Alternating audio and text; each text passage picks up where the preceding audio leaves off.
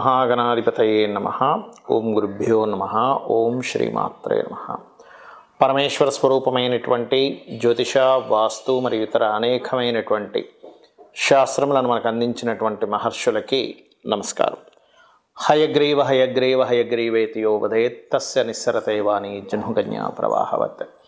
అరుణాం కరుణాతరంగితాక్షీం ధృతపాశాంకుశపుష్పబాణచాపాం అనిమాదిభిరావృతాం మయూకైః అహమిత్యేవ విభావయే భవానీం. శ్రీమాత్రే నమః. ప్రేక్షకులకి ఆ లలితాంబిక అమ్మవారి యొక్క అనుగ్రహం పరిపూర్ణంగా కలగాలని మనస్ఫూర్తి కోరుకుంటూ మనం ఈరోజు చెప్పుకోబెట్టిన టాపిక్లో ఒక్కొక్క గ్రహం గురించి చెప్పుకుంటూ ఉన్నాం. ఈరోజు శని భగవానుడి గురించి అసలు ప్రతి ఒక్కరి జాతక చక్రంలో అది ఉన్నటువంటి స్థితిని బట్టి ఎటువంటి ఫలితాలు జరుగుతాయి. చాలామంది ఏంటంటే భయపడుతూ ఉంటారు అమ్మో అని. కానీ జ్యోతిష్ శాస్త్రంలో మందుడు అని చెప్పడం జరిగింది. అంటే లేట్ అవ్వడానికి కొన్ని ఆటంకాలకు కారకుడు చెప్పడం జరిగింది. కానీ కర్మకారకుడు ఆయనే, ఆయుష్కారకుడు ఆయనే, మనకి ఏదైనా ఒక ఫలితం అందించాలంటే కూడా ఆయన అనేటువంటి చెప్పడం జరిగింది. కాబట్టి ఈ యొక్క విషయాలు చెప్తుంది నేనైనప్పటికీ కూడా చెప్పిస్తుంది సాక్షాత్ లలిత అమ్మవారిగా భావిస్తూ ఒక్కొక్క లగ్నం గురించి లేదా లగ్నం తెలియని వారి రాశి గురించి తెలుసుకుందాం. మకర లగ్నానికి శని శుభుడే, అందులో ఎటువంటి సందేహం లేదు. మరి శుభుడైనంత మాత్రం శుభ ఫలితాలు ఇవ్వాలంటే తను ఉండేటువంటి కండిషన్, అంటే PAC placement aspect and conjunction, అంటే ఎక్కడున్నాడు, ఏ గ్రహాలతో కలిసినాడు, ఏ గ్రహాలతో చూడబడుతున్నాడు, ముందు వెనకున్నటువంటి మిగతా గ్రహాల యొక్క స్థితి ఏంటనే దాని మీద ఏ గ్రహమైనా పనిచేస్తుంది. లగ్నాధిపతి లగ్నంలో ఉండడం అనేటువంటిది మీరు ఇది గమనించవచ్చు. శని లగ్నంలో ఉన్నాడు కానీ అందంగా ఉన్నాడు అంటారు. మీరు గమనించండి మకర లగ్నానికి. ఎందుకంటే ఆ ప్లేస్ అలాంటిది. కాకపోతే కొంచెం బద్ధకము ఇట్లాంటివి ఎక్కువ ఇస్తూ ఉంటాయి. కాకపోతే ఇక్కడ అందానికి కారకుడైనటువంటి శుక్ర చంద్రులను కూడా పరిశీలన చేసుకోవాలి. ఎందుకంటే ఈ శని రాశిని శుక్ర రాశిని చూస్తాడు అండ్ చంద్రరాశిని కూడా చూస్తాడు. కాబట్టి ఈ ప్రభావం కూడా ఉంటుంది వీళ్ళ యొక్క. కాకపోతే వీళ్ళు కొద్దిగా వర్కాలిక్ పర్సన్స్ అవుతారు. లగ్నాధిపతి లగ్నంలో ఉన్నప్పుడు సర్వసాధారణంగా మకర లగ్నానికి విదేశాలకు వెళ్ళడం ద్వారా బాగా ధనం సంపాదిస్తారు.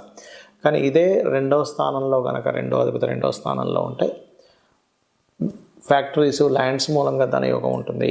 కాకపోతే ఇక్కడ ఉన్న ప్రదేశం నుంచి మారడం ద్వారా వీళ్ళకి కలిసి రావడం జరుగుతూ ఉంటుంది. ఇక మూడులో ఉన్నాడు అనుకున్నాము, లగ్నాధిపతి మూడులో ఉన్నాడు లేదా లగ్న ద్వితీయాధిపతి మూడులో ఉన్నాడు. అలాంటప్పుడు కలిగేటువంటి ఫలితాలు ఏమిటి అని చెప్పి చూసుకున్నట్లయితే ఇక్కడ కూడా కొంతవరకు మీడియేటింగ్ ద్వారా ధనయోగం ఉంటుంది. అండ్ కొంచెం తెలివితేటలు ఎక్కువగా కలిసి రావడము, కొంచెం ధైర్యంగా తెలివిగా ఆలోచిస్తూ ధైర్యంగా కొన్ని స్టెప్స్ తీసుకోవడం జరుగుతుంది. కాకపోతే లగ్నాధిపతి చతుర్థంలో నీచ పొందితే మాత్రం ఆరోగ్య విషయంలో జాగ్రత్తగా ఉండాలి. మరియు అదేవిధంగా ఇక్కడ లోన్స్ ద్వారా ధనయోగం కూడా వస్తుంది ఇక్కడ.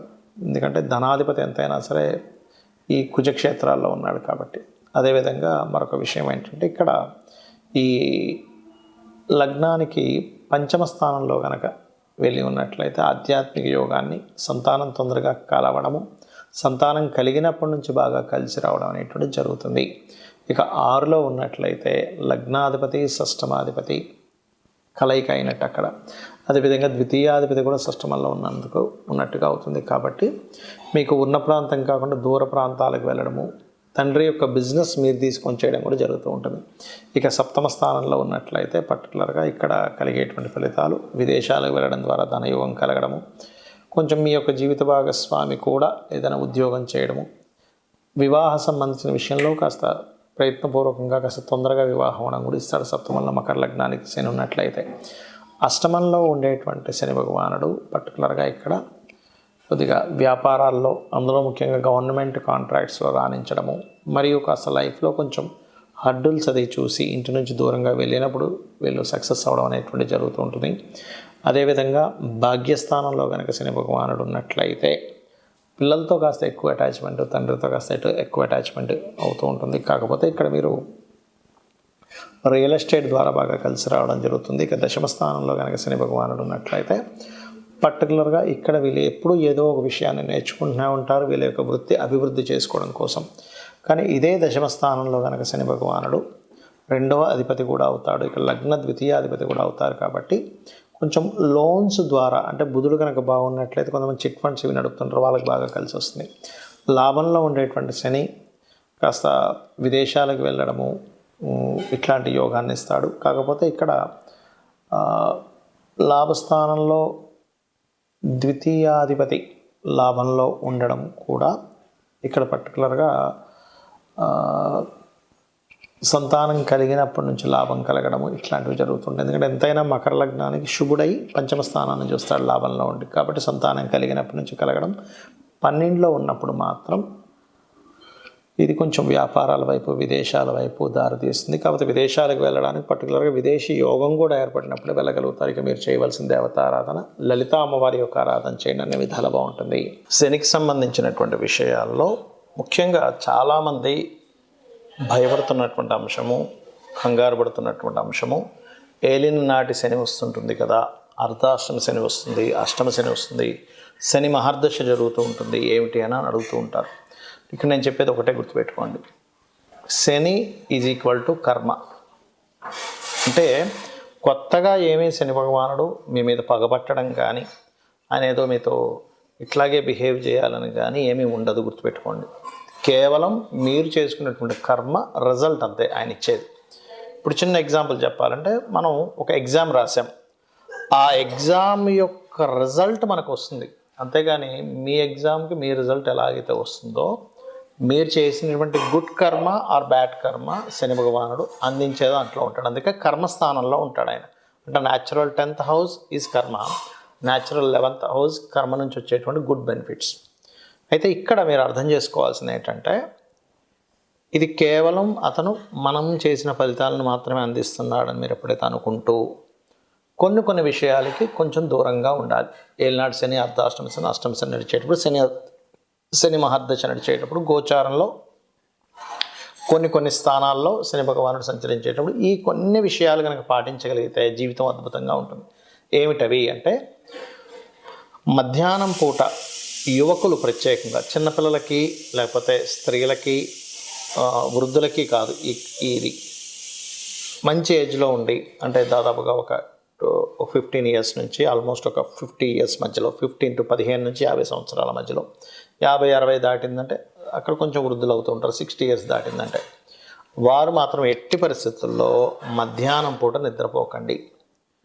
ఎక్సెప్ట్ ఎవరికి మళ్ళీ ఇది నైట్ డ్యూటీస్ చేస్తారు కొంత సాఫ్ట్వేర్లో, అలాంటి వారు పర్లేదు, నైట్ అంతా మెలుకొని ఉన్నారు జాబ్ పర్పస్లో, వాళ్ళు మధ్యాహ్నం నిద్రపోయినా ఏమి కాదు. కానీ ఇవేమీ కాకుండా ఉన్నవారు ఎట్టి పరిస్థితుల్లో నిద్రపోకండి. దానివల్ల అనవసరంగా శని యొక్క ప్రభావం మీ మీద నెగటివ్గా ఇంపాక్ట్ పడుతూ ఉంటుంది.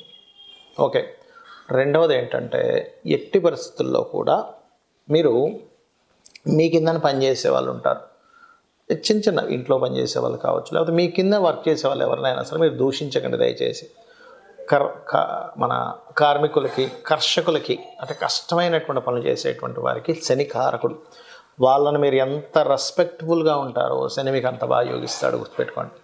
అదేవిధంగా మరొక విషయం ఏంటంటే, మీకు దగ్గరలో ఆలయం ఏదైనా ఉంది, అంటే ఆంజనేయ స్వామి కానీ, నరసింహస్వామి కానీ, స్కందుడిది కానీ, రావి చెట్టు ఉన్న వెళ్ళి నిత్యము దర్శనం కనుక చేసుకున్నట్లయితే శని భగవానుడు ఇచ్చేటువంటి రిజల్ట్స్ ఏవైతే ఉంటాయో, గుడ్ రిజల్ట్స్ ఎలాగో మనం అనుభవిస్తాం, కానీ కొంచెం కష్టతరమైనటువంటివి ఏవైతే ఉంటాయో వాటిని మీరు ఈజీగా దాటగలుగుతారు, గుర్తుపెట్టుకోండి. కర్మ ఎక్కడా మారిపోదు, కానీ కర్మని దాటేటువంటి విధానం మీకు చాలా ఈజీగా దాన్ని బేర్ చేయగలుగుతారనమాట. అలాగే మరొక విషయం ఏంటంటే, ఇక్కడ మీకు దగ్గరలో ఆలయం ఉన్నట్లయితే అక్కడికి వెళ్ళి నూనెని దానంగా ఇవ్వండి. అంటే టెంపుల్స్లో వాడుకోవడానికి ఇవ్వచ్చు నూనెని, లేదు నువ్వులు, తెల్ల నువ్వులు, నీలం రంగు వస్త్రము శనివారాలు ఇస్తుంటే కూడా, ఇందాక మనం చెప్పుకున్నట్టుగా ఏలినాడు శని, అర్ధాష్టమ శని, అష్టమ శని ప్రభావం తగ్గుతుంది. కానీ కొంతమందికి శని దశ ఉంటుంది, 19 ఇయర్స్ ఆఫ్ శని మహాదశ, వాళ్ళకి ప్రతిసారి బ్యాడ్ అవ్వాలని రూల్ లేదండి. మీ జన్మజాతకంలో కనుక PAC అంటారు, అంటే ప్లేస్మెంట్ మంచి స్థానంలో ఉండి మంచి గ్రహంతో చూడబడుతూ ఒక శుభగ్రహంతో కలిసి ఉండి నీచభంగ రాజయోగాల్లో ఉంటే ఆ శని మహర్దశ కొన్ని వేల కోట్లు కూడా ఇచ్చి తీరుతుంది, అందులో ఎటువంటి సందేహం లేదు, గుర్తుపెట్టుకోండి. అయితే ఇక్కడ మీరు అర్థం చేసుకోవాల్సింది ఏంటంటే, కర్మ ఖచ్చితంగా సంబంధం ఉంటుంది. మనం పని చేయాల్సిందే, పని చేయకుండా ఏదో నేను కూర్చుంటే వచ్చేస్తాయి అనుకుంటే తప్పు.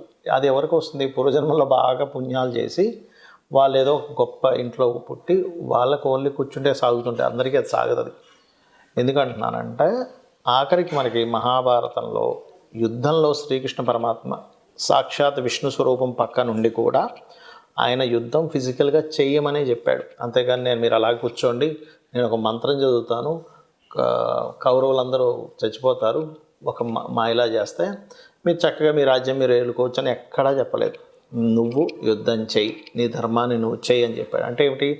సాక్షాత్ శ్రీకృష్ణ పరమాత్మ పక్కన ఉండగా కూడా, ఇది మీరు అర్థం చేసుకోండి. అంటే ఏమిటి? మన చుట్టూ మనం చేసేటువంటి పూజలతో పాటు అమ్మవారు ఉంటుంది, కానీ ఉన్న వాళ్ళకి జయం ఉంది అక్కడ. ఎవరి పక్షానైతే శ్రీకృష్ణ పరమాత్మ ఉన్నాడో వాళ్ళకి విజయం లభించింది. మనం చేయవలసింది ఏమిటంటే, మన పని మనం చేసుకుంటూ మనం అమ్మవారినో మీ స్వామివారినో విష్ణువునో శివునో ఎవరినో కానీ పట్టుకొని ఉండాలి. అలా మీరు చేసుకుంటూ వెళ్ళినట్లయితే ఖచ్చితంగా 100% విజయం లభించి తీరుతుంది. అందులో ఎటువంటి సందేహం లేదు. అయితే ఇక్కడ మీకు ఒక్క విషయం చెప్పి ముగిస్తాను. మీ పర్సనల్ చార్ట్లో శాటర్న్ శుభగ్రహాలతో ఉన్నాడా పాపగ్రహాలతో ఉన్నాడా చూసుకోండి.